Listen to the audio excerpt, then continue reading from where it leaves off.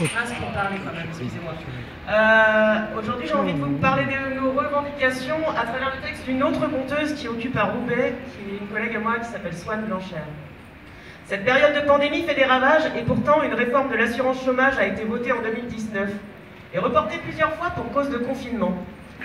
Cette réforme, elle durcit les conditions d'accès au chômage. Et malgré la situation actuelle, elle va tout de même entrer en vigueur le 1er juillet prochain et entraîner une terrible vague de précarité chez les chômeurs et les chômeuses. Nous demandons le retrait de cette réforme. Être intermittent, c'est pas un métier, c'est un statut au regard de l'assurance chômage. Historiquement, nous sommes solidairement liés avec tous les précaires et les intermittents de l'emploi. C'est là notre socle commun. Nous demandons également la prolongation de l'année blanche, soit une année de chômage pour survivre en attendant de pouvoir travailler normalement. Le maintien des caisses sociales et protection de santé et un financement massif du secteur culturel. Et bien sûr, nous demandons la réouverture des lieux, c'est une question vitale pour notre lien social et le maintien de nos intelligences, mais pas à n'importe quel prix. L'effet d'entonnoir qui s'annonce à la réouverture nous préoccupe déjà. Concrètement, nous communiquons beaucoup entre lieux occupés, on se soutient, on s'informe des actions menées chez les uns et les autres.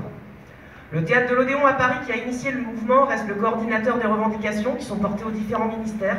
Chaque lieu qui se déclare occupé entre dans la boucle et participe à la ratification des articles de revendication. Tous les jours ont lieu des assemblées générales, des agoras avec les partenaires, les citoyens, où on témoigne. Et bienvenue à celle d'aujourd'hui. On s'accueille, on se parle, on s'écoute. Et derrière tout ça, c'est un modèle de société qu'on défend. On ne se sent pas légitime à porter tous les combats, on parle de ce qu'on connaît. On encourage toutes les branches impactées à se mobiliser, à poser des banderoles, à faire porter leurs voix et leurs revendications. Et on appelle particulièrement à venir vendredi prochain, vendredi après-demain, à 10h15 ici, ou à 11h devant le pôle emploi du port de commerce, pour nous faire entendre sur cette revendication qui concerne absolument tout le monde. Voilà. Je laisse la parole à la musique maintenant.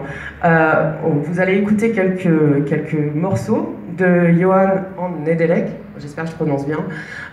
Et puis ensuite, on fait micro ouvert, la parole est à vous. Bonne journée.